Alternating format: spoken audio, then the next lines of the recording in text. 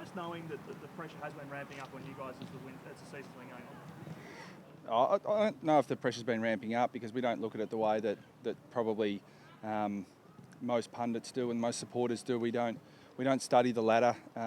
We study the way we play and the things we're doing well and the things we need to improve on. So that's, while that might sound unrealistic, that honestly is the way we go about it. So on the weekend I thought it was good reward for effort, that a lot of the things we've been working on we executed pretty well. Still some things we've got to get better at, but we've got a great opportunity to play some really good sides now on the way home, and if we get enough wins to get there, we'll certainly be in good form because we're going to have to beat some pretty good sides to get there. What does a win like that do for the confidence of the players after a string of tough losses? I think look, we've won the last few, and I think played a style of footy that we think is going to be sustainable in the long term. So I think it gives them confidence in what we're doing more than anything. We're all human beings. I mean, we all feel better after winning rather than losing. But I think it's going back and looking about how we've played, and even in the close losses, we've played for large parts of those games. We've played pretty well. It's been about tidying up some other areas. So, I really genuinely believe that we have come some way to eradicating the things that have been costing us in tight games, and we've kept the things that we've been doing well. So hopefully that continues to translate into good performances. Did something change against the Tigers, do you think, or has it just evolved? No, I think if you look at our side in personnel, it's pretty similar. The difference against Richmond, and a lot of teams have experienced this, over the last. Look at Collingwood. I think that hopefully they get Beams back, and I think Nathan Buckley says it's the first time Beams, Swan, Pendlebury, Luke Ball have played together in a long time. Well, we're a bit the same. We had Zeeble out through suspension, then we had Cunnington out for a few weeks, and it's the mix rather than one or two individuals. So. I think but for our team has stayed relatively stable. It's just been the gelling together and getting things right for 120 minutes instead of 110. You played a couple of taggers probably in the past few rounds, Brad. Has that been a bit of a change in philosophy? Not necessarily. I think that there's no doubt in the philosophy that you want to take away the opposition's main strengths, but you've got to be able to have the players that are capable of doing that. I mean, I think that taggers are underrated in our game. I think if you spoke to 17 coaches at the moment, I'm sure they'd love to have Ross Lyon's situation when they've got Ryan Crowley to go to every week. So, Taylor Hine and Levi Greenwood are really working on their craft, and they were good last week, but they're going to be constant challenges for those two guys coming up. And the thing about using a tagger is that you've got to make sure they can do the job for you, and the two boys have been doing it well the last couple of weeks. Brad, just on injuries, Majak took a bit of a hit in the Foxtel Cup, and also Curry with his heel. How are they both tracking? Yeah, well, I think on the short turnaround, it's going to be a challenge for Majak, but we're aware of what he did in his 15 minutes of footy against Brisbane last time, so the temptation's certainly there, but we'll just purely be guided by the doctors there. The initial feedback is that he's okay and he was really good after the game. But obviously that's out of my hands. That's a medical decision.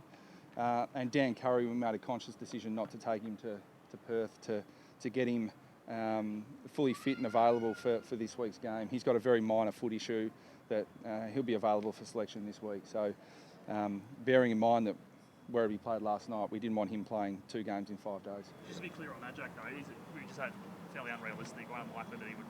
I think it's going to be a challenge for him anyway, given the short turnaround. But we would have liked to have had him available, but with the head knock, it's going to make it even tougher for him. So we'll wait on his availability. But you're right. I mean, it's especially with Tarrant coming back in and playing well, it's going to be tough for him. But his emergency last week, if one of our talls didn't come up, Majak would have played. So and Dan Curry, is the other one who we want to get into the senior side, but Goldstein's in great form. Yeah, so it's fair to say that Majak's on the cusp of coming back into the team at some point between now and the end of the season.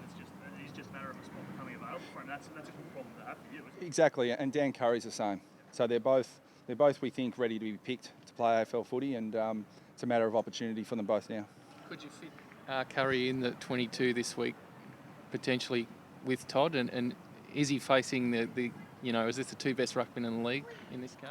I think that's a bit unfair on Aaron Sandilands, who hasn't played much this year. I still think that Aaron Sandilands, Nick Naitanui and Dean Cox, the Western Australians have got the probably the dominant ruckman in the competition, sewn up, and Matthew Leuenberger being a Western Australian himself, is the other one. And Goldie's really, really pushing to try and be spoken about in that elite bracket. But I think it's certainly another ruck jewel of Goldstein, Leuenberger that hopefully we're going to see for another decade, because they've had some good battles already. But Leuenberger's just been really dominant and gives their midfield first use. I thought he was instrumental in their comeback against Geelong. So, he's going to be someone we've got to curb.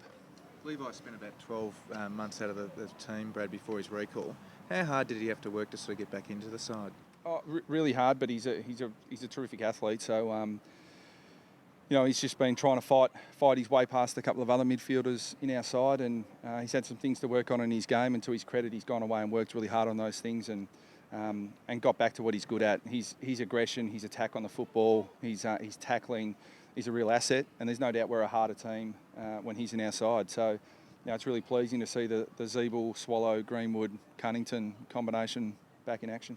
I imagine it's tough though when you've been a regular player to sort of spend that long out of the team. How was his attitude during that time? Yeah, it was really good, fantastic, because you're spot on. It can be really demoralising at times, and Levi's been playing really good footy at VFL level for a long time without getting an opportunity. So it's very easy to become disillusioned and demoralised. But Levi's done everything we've asked him to do, and my message to him has been, when your opportunity comes, you just make sure you're ready to take it. Sometimes your opportunities don't come and you've just got to persist. But when the opportunity comes, you've got to take it with both hands, and he's done that in the last couple of weeks. Brad, do you take much from last night? You had 8 or 9 guys playing. McMahon made his comeback. Harper was all right. Do you look at that game as far as selection going forward? Yeah, we do. I mean, we only played McMahon limited game time so that we'd have him available for selection this week. So he's back at the club already. So we're certainly getting him ready to potentially play this weekend and to keep our options open there.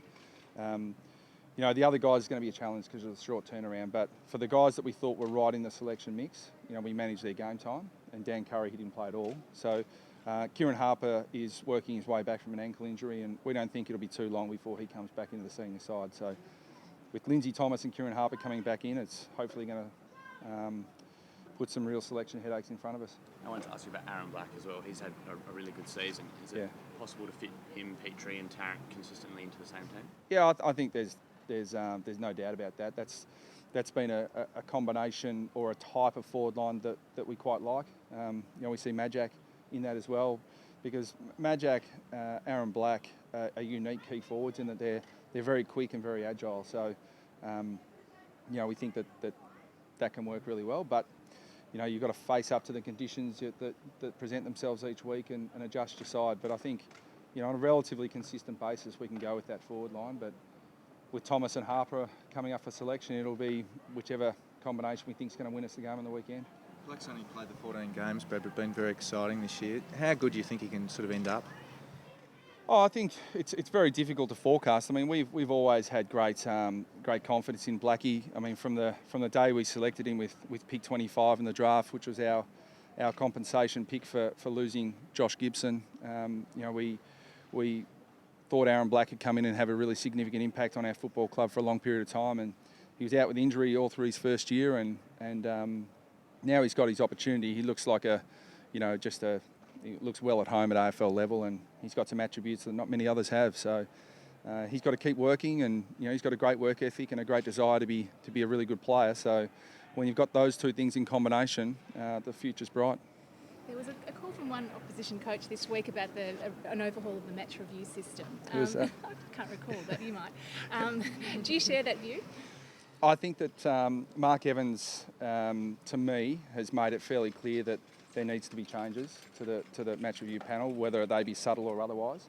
But I'm a little bit concerned at the moment when players have split-second decisions to make and really tough decisions to make. I mean, until you're out there in those situations and players are genuinely attacking the ball, and they may make a poor decision in the heat of the moment and then get rubbed out, and they probably should get rubbed out if it's a reckless action. But I don't think they should have to carry loading for a period of time, and because it's incongruous at the moment to look at some of the findings and suggest that Jack Zeeble got a 3-week suspension for his incident and Sean McKernan got 2.